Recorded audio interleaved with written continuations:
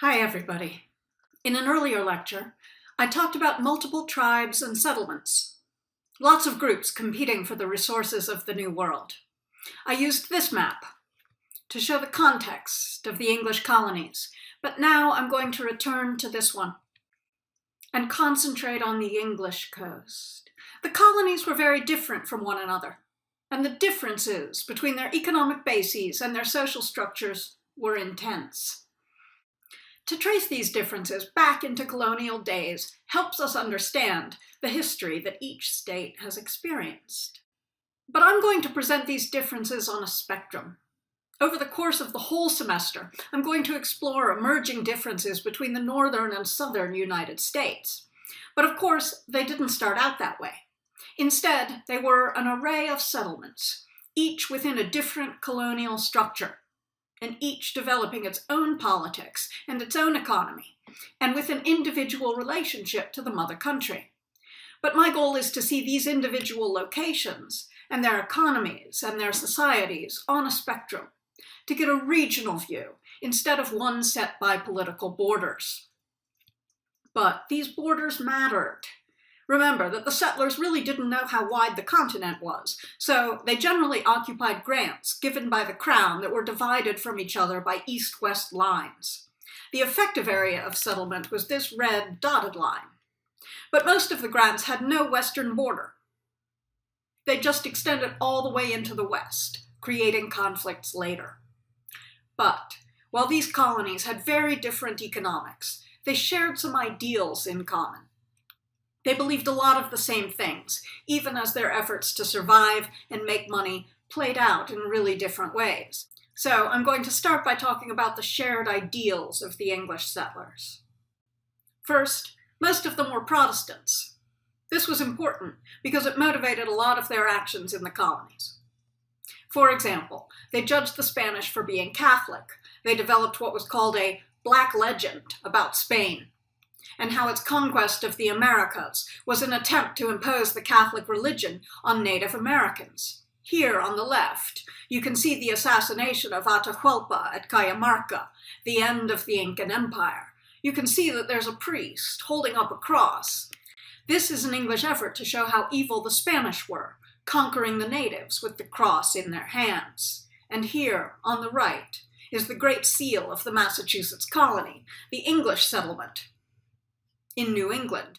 And there's a native guy wearing a skirt of leaves with a bow and arrow, and he's saying, "Come over and help us." So this anti-Catholic sentiment was an important motivator for English settlers, who were mostly Protestants, unlike both the French and the Spanish colonists. Second, the English settlers were motivated by the ideal of mercantilism. I showed this image of the Atlantic Ocean earlier in the class, and now I've added onto it these green arrows, showing how the colonies functioned in the economy of the Atlantic world. It also reflects well the ideal of mercantilism, which represents commerce more than industry, merchant capitalism, rather than industrial capitalism. Mercantilism liked a system like this, raw materials in the colonies to be manufactured in Europe. Mercantilism was an economic belief system, an ideology, that supported colonization and expansion. It rested on the fundamental assumption that there is a limited amount of wealth in the world, and it is the role of the nation-state to get as much of that wealth into its country as possible.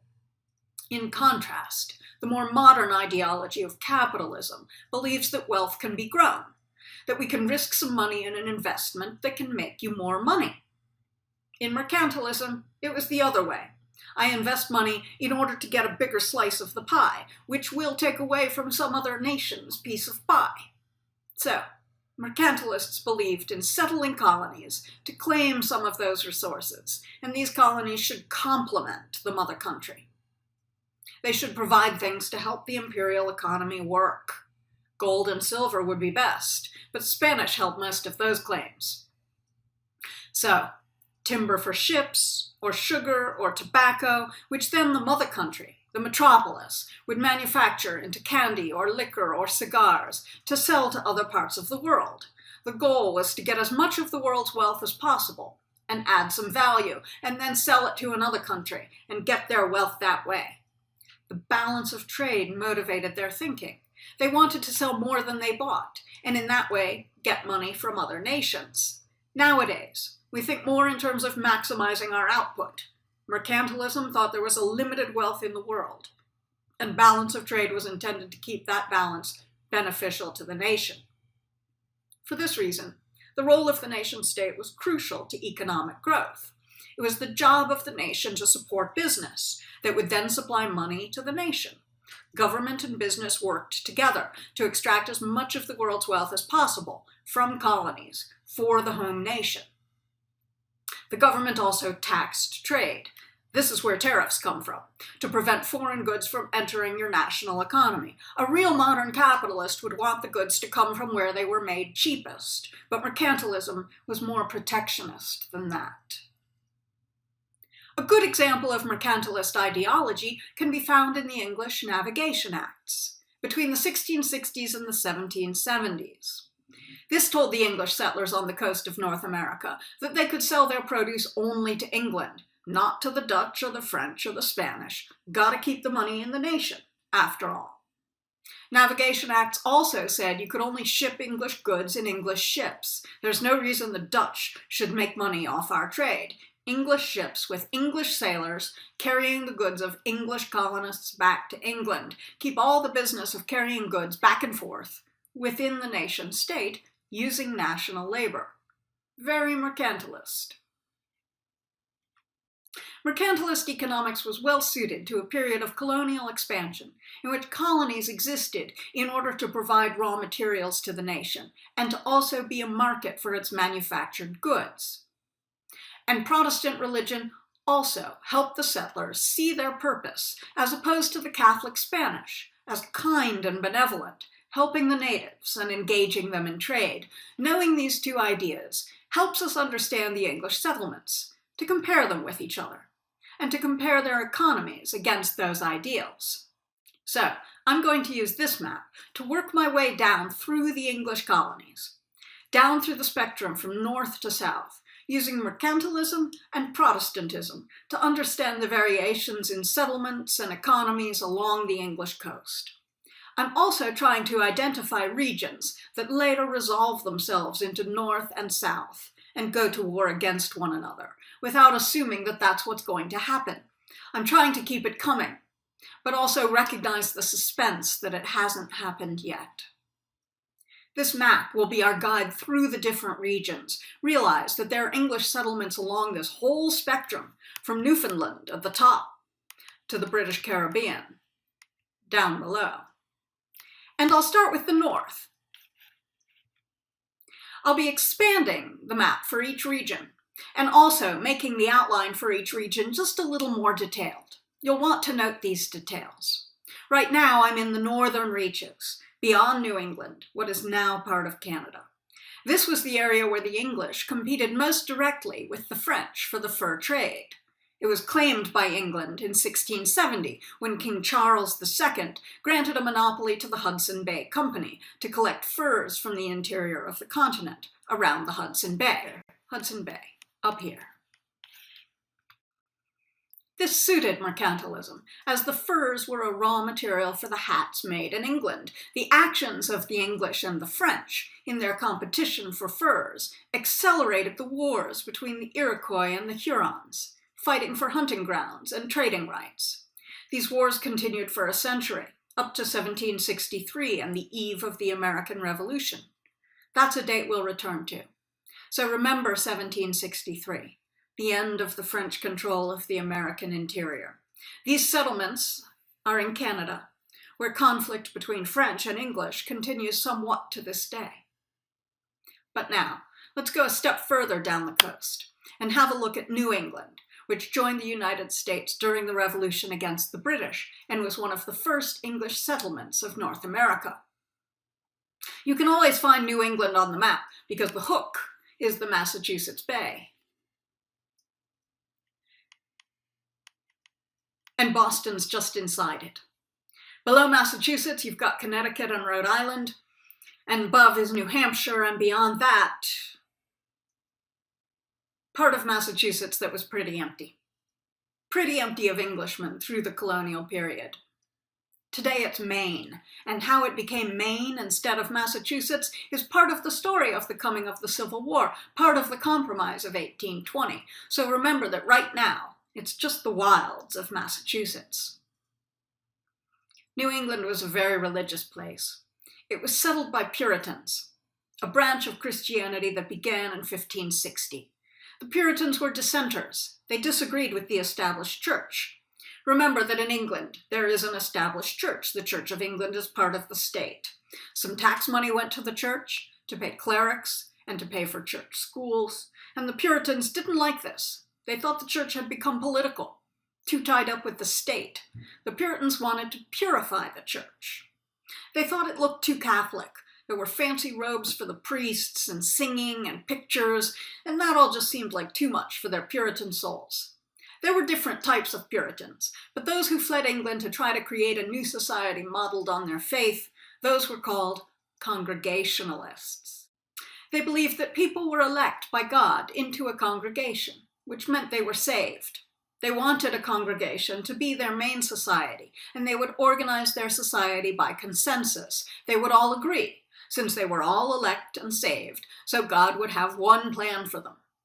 Hounded by the Church of England, at first they migrated to Holland, and then to the American colonies in 1620. They migrated in families. Men, women, and children came over together as families to be a congregation and organize their homes along religious lines.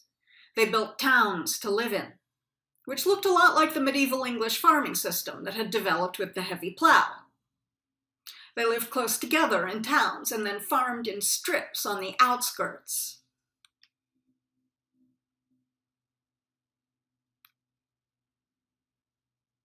You can see the main street and the dwellings clustered alongside it.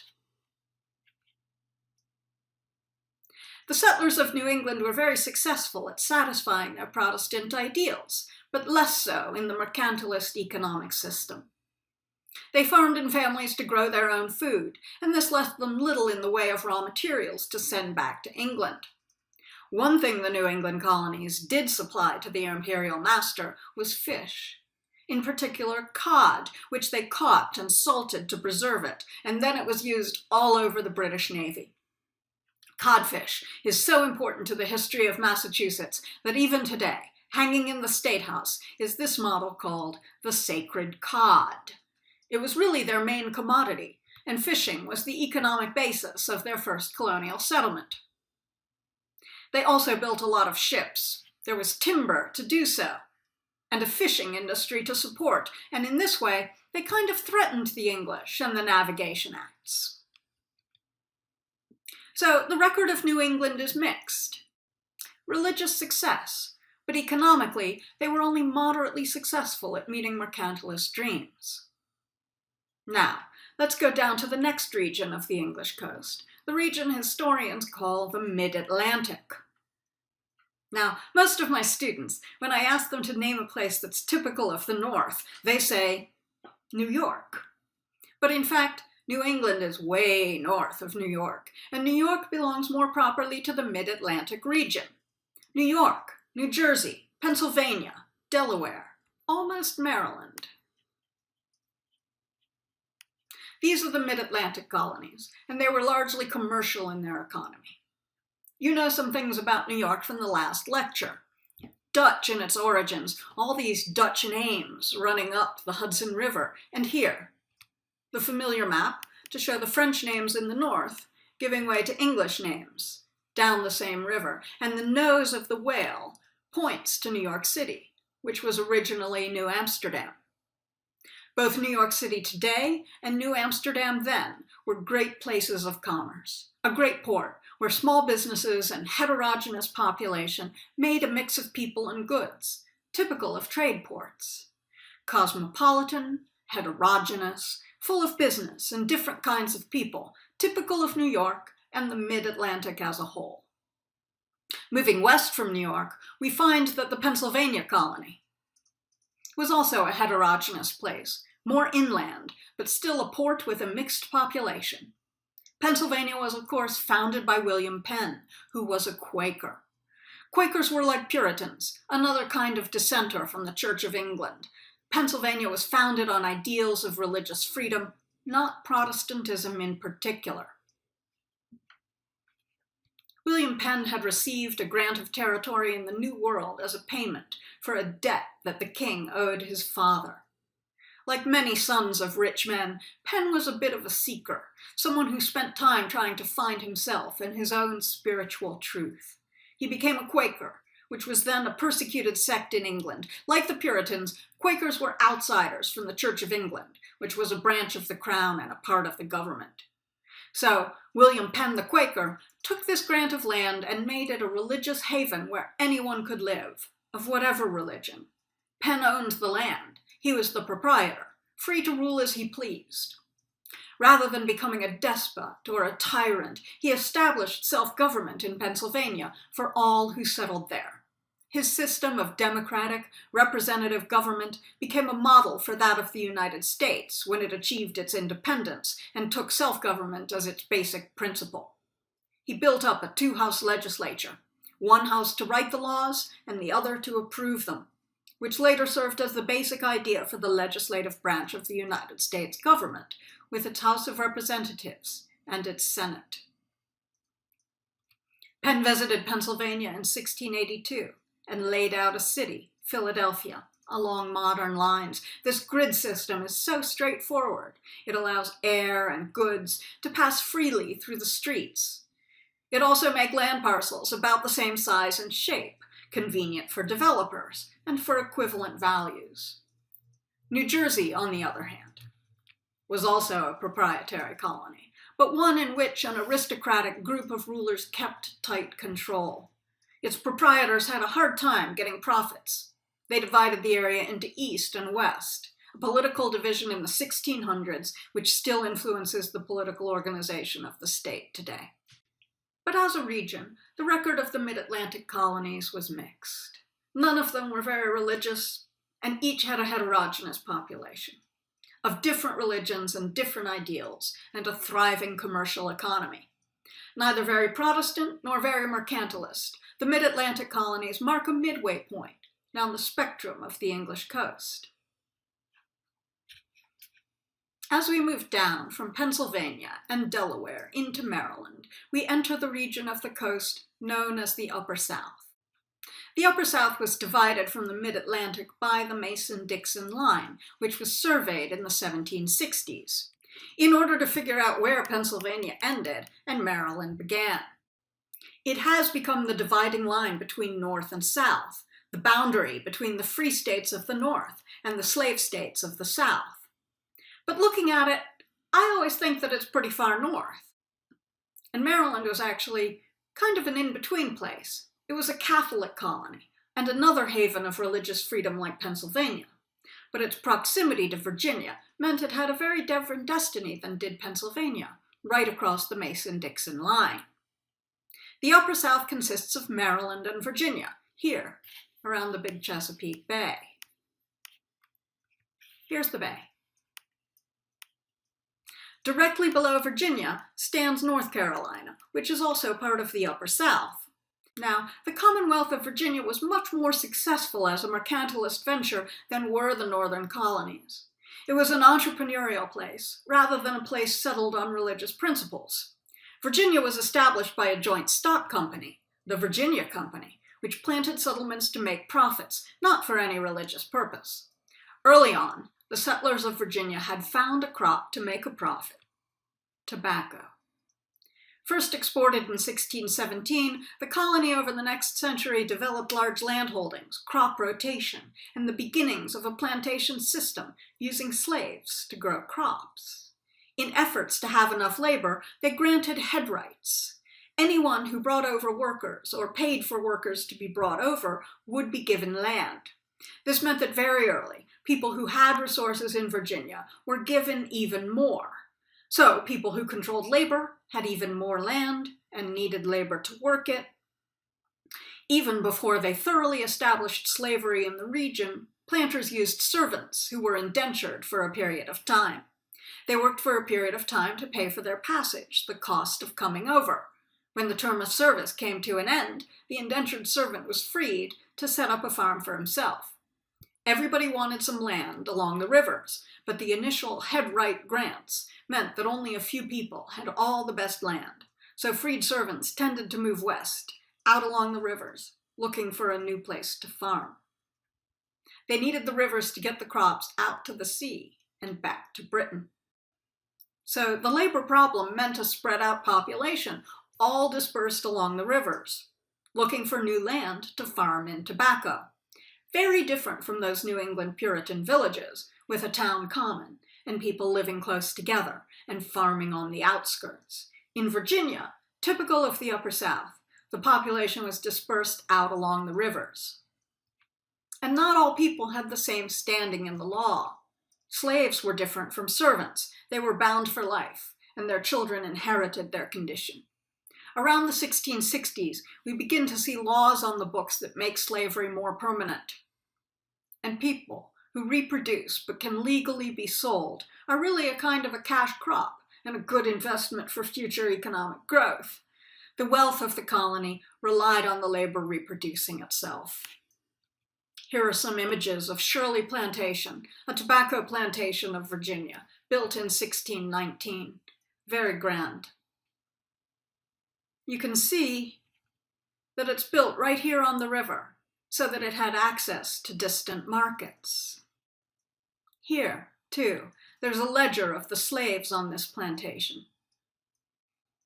And more slaves were sold to the Virginia tobacco planters across the colonial period, until African Americans reached more than 40% of the population on the eve of the American Revolution.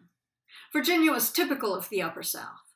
Profitable, restless, expanding, but not religious, and not organized into tightly knit congregations and communities. This was boom time for tobacco planters, and people spread out to get the best land, buy slaves, and get to planting raw materials to send back to England. Very successful from a mercantilist point of view. Less so when measured against religious ideas.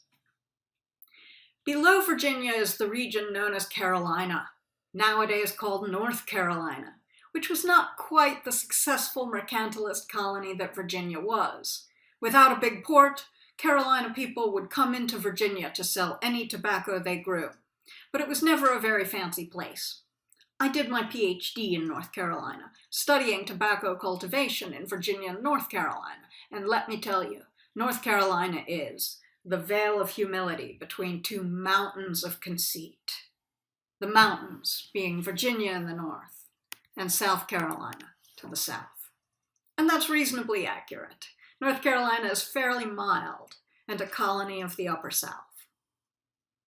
Unlike South Carolina, let's go down to our next region, the Lower South. Here, the story was very different. South Carolina is the start of the Lower South, and it was settled from below, from the West Indies, from the sugar islands of the Caribbean. Places like Cuba, Bermuda, the Bahamas, these were all sugar islands, where plantations using slave labor grew the commodity as a raw material for the European Empire. British settlers of Barbados were running out of land for sugar plantations, and they sent some settlers up north to the mainland, who settled along the Carolina coast. And because these were sugar planters, they expected to carry the plantation system with them to the new territory. So, settlers of South Carolina brought this system with them, but found that sugar didn't grow very well that far north. So over time they shifted. Instead of growing sugar, they grew rice. The rivers of the Carolina and Georgia coasts were a lot like the rivers of West Africa.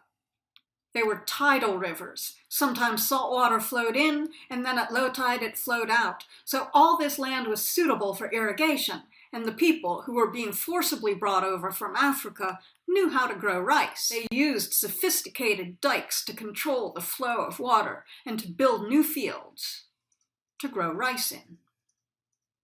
And here we return to pictures I showed in an earlier lecture, when I talked about rice technology in Africa. which showed the irrigation technologies that controlled the water in the rice paddies.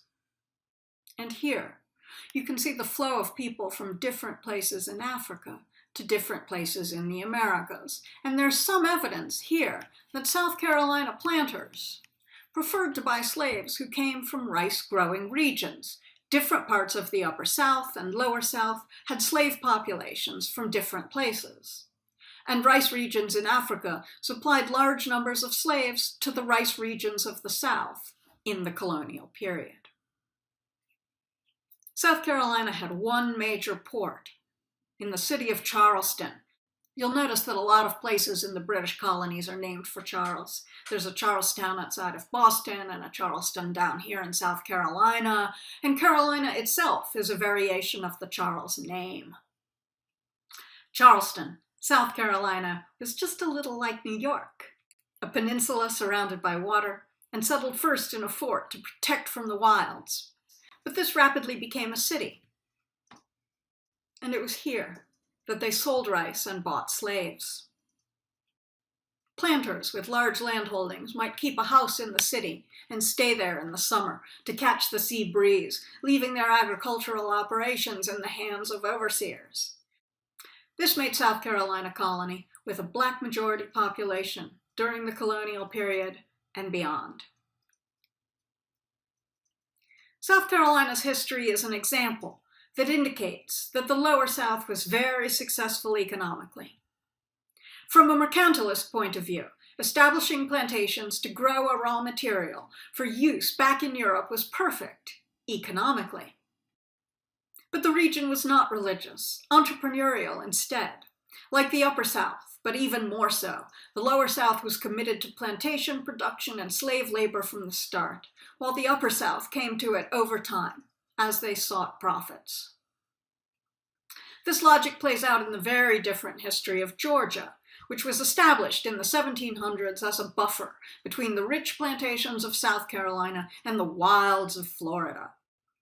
Georgia was intended to be kind of a place for Britain to send its poor to farm and fend for themselves, but they looked to the rich Carolinians and wanted some of that for themselves.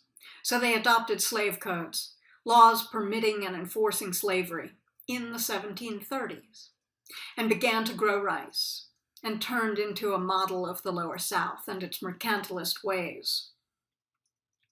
Florida was mainly Spanish, where the Spaniards built a mission system, including St. Augustine, the oldest continuously inhabited settlement in North America. But when you look at the English coast, it's clear that you can see it as a spectrum. In the north, religion mattered, and the social structure was family-oriented and grew up in towns. Farming was small-scale, and cod was the north's main commodity. The further south you go, the less religious and the more economically successful the colonies become. With the successful mercantilist vision of the southern colonies came inequality, a slave system, and a dispersed population, more of a boom town than a family farm. And these tendencies persisted over time. Look at the towns and where they were along the English coast. Here, you can see that New England has a lot of villages, people who live close together and farm the outskirts, and there are a few in the Chesapeake. But the South has less cities, less urban population, more of a plantation economy. As we move across the 18th century, the pattern persists. Towns in the north, farms in the south. That's an exaggeration, but it has origins in fact, shown on this map. We'll be returning to these maps again after independence, as the differences among the different regions become more stark, finally leading to war. But the argument today is that the regions of the 13 original colonies were different from each other, and the ideology and economics of each place had a very different proportion. This is a return to the theme I spoke about in earlier lectures, the tension between ideals and economics, reappearing as we examine the economics and social goals of the different regions of colonial Britain. And that's a good start to understanding where the different regions come from. I'll pick it up there in the next lecture.